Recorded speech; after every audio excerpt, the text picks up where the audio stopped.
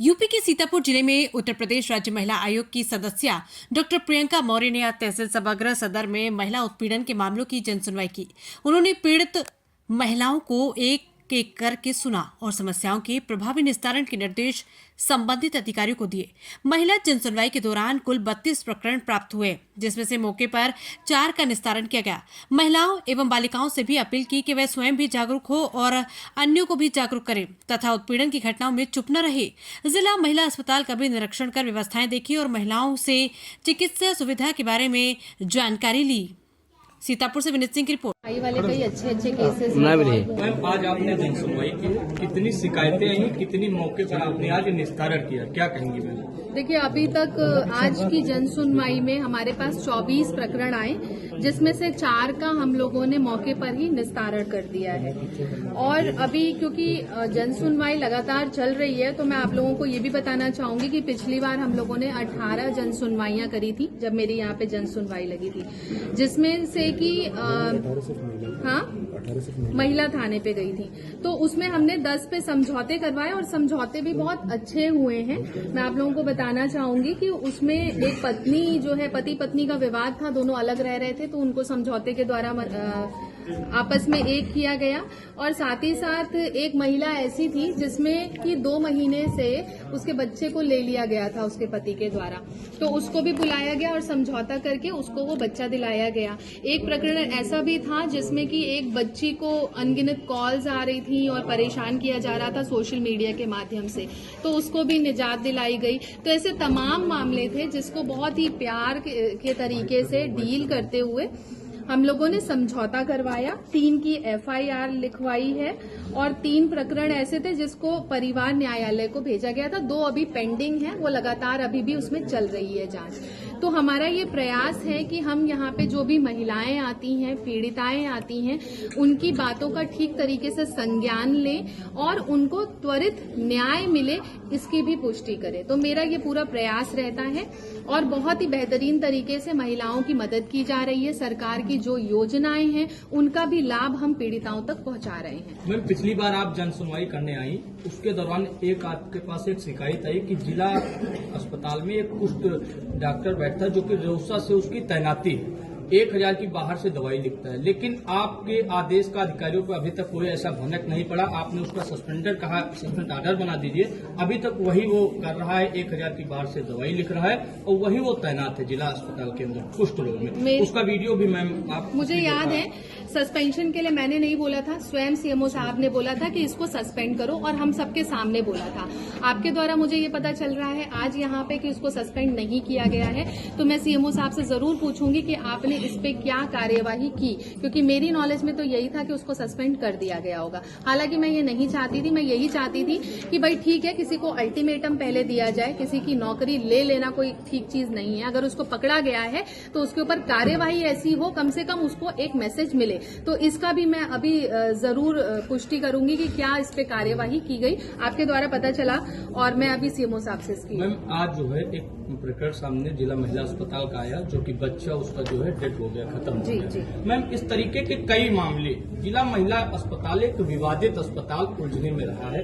कई प्रकरण हर महीने, हर साल में कम से कम 50 प्रकरण ऐसे सामने आते हैं। एक जो डॉक्टर आपके सामने अभी बड़ी बड़ी बातें बोल रही थी, इनका हर एक वीडियो भी एक बार वायरल हो चुका है। दबंगई का डॉक्टर को जो है मरीजों को सही देखते नहीं। ऐसे में कई आपके ही विभाग के जो है लोग आए, कई बार कार्रवाई भी मैम हुई है, लेकिन आज आप मौके पर जा रहे हैं, क्या कार्रवाई होगी आखिर देखेंगे उसके बाद? अभी आपके सामने ही मैंने केसेस दोनों पक्ष को सुना है, डॉक्टर्स भी यहाँ पे उपस्थित थे और जो पीड़िता है वो भी यहाँ पे थी। और मैंने, क्योंकि इन लोगों ने ये कहा कि तमाम वीडियोस के द्वारा चीजों को निकलवाने के लिए, तो मैं स्वयं महिला अस्पताल अभी जाऊंगी और पुष्टि करूंगी कि क्या आखिर इस केस में हुआ है, क्यों बच्चे की डेथ हुई है। पूरी संवेदना हमारी उसके पूरे परिवार के साथ है। मैं भी एक डॉक्टर हूँ और मेरा ये प्रयास है कि हम मानवता के रास्ते पे चलते हुए लोगों की मदद करें और यही देखते हुए इस पे हम कड़ी कार्यवाही करेंगे अगर जो भी दोषी पाया जाए। मैम, जैसे कि सरकार कहती है कि हर जगह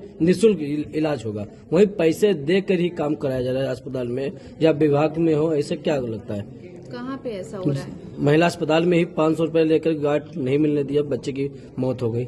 नहीं तो देखिए, अगर इस तरीके की चीजें आती हैं संज्ञान पे तो उसमें कार्रवाई की जाएगी। इसीलिए तो हमें भेजा जा रहा है सरकार के द्वारा। मैंने ही तो वो पकड़ा था केस जिसमें वो डॉक्टर 1000 रुपए की दवा लिख रहे थे, है ना। तो हमारे संज्ञान में इस तरीके के मामले आ रहे हैं तो हम उस पर कड़ी कार्यवाही करेंगे। और आज मैं आई हूं क्योंकि नेक्स्ट जन सुनवाई में, तो आज मैं ये पुष्टि करके जाऊंगी कि आखिर उस केस में क्या हुआ। सरकार ऐसी किसी भी चीज को बिल्कुल भी नहीं ऐसा कर रही है कि इग्नोर कर रही है, ना ही हम इग्नोर कर रहे हैं। हम प्रॉपर तरीके से इस पे स्क्रीनिंग करेंगे और हेल्प आउट करेंगे। मैम, एक आखिरी सवाल है। एक सरकार की बहुत महत्वाकांक्षी योजना आयुष्मान कार्ड, जो कि आप यहाँ सुनवाई करने आती हैं विभिन्न सीतापुर में नर्सिंग होम, जो कि वो अधिकृत है कि आयुष्मान से मरीजों का इलाज करें, वो इलाज ना करके उसको लखनऊ का हवाला दे देते हैं या जिला अस्पताल का हवाला देते हैं, जहां पर वो भटक के और जो है फड़फड़ा के उसकी मौत हो जाती है और लखनऊ तक नहीं पहुंच पाता क्योंकि वो आमदनी से कम जरिया होती है। नहीं, देखिए, इस तरीके का भी कोई मामला मेरे पास आएगा तो मैं जरूर उसकी जांच करके और पुष्टि करेंगे कि लोगों को मदद मिले इस योजना के तहत। मैम, एक प्रकरण अभी सामने आया है, इसमें सहायक अध्यापिका ने प्रताड़ना का आरोप लगाया है, उस पर क्या कार्रवाई करेंगे? क्या आदेश? मैंने आदेशित कर दिया है, इस पर टीम गठित होगी और जांच होगी ठीक तरीके से, क्योंकि उस महिला ने ये आरोप लगाया है कि गाली गलौज उसके साथ वो करते हैं, ठीक व्यवहार नहीं है उस महिला के साथ। तो ऐसे में हम अपनी टीम गठित करेंगे और इस चीज की पुष्टि करेंगे कि अन्याय किसी के साथ ना हो। तो और भी लोगों के साथ इस तरीके की चीजें होती होंगी, और भी महिलाएं हैं वहां पे, अध्यापिकाएं हैं, तो हम पहले इस चीज की पुष्टि करेंगे, उसके बाद ही जांच होने के बाद ही बताएंगे कि भाई क्या इस केस में क्या हुआ है। तो देखिए, क्योंकि महिला आयोग जरूर बना हुआ है, बट हमें ये भी सुनिश्चित करना है कि किसी पुरुष के साथ भी अन्याय ना हो। तो बिना जांच के, मैं पहले ही आपको क्या बताऊं, जांच के लिए मैंने टीम गठित कर दी है, ठीक तरीके से स्क्रीनिंग की जाएगी इस केस में।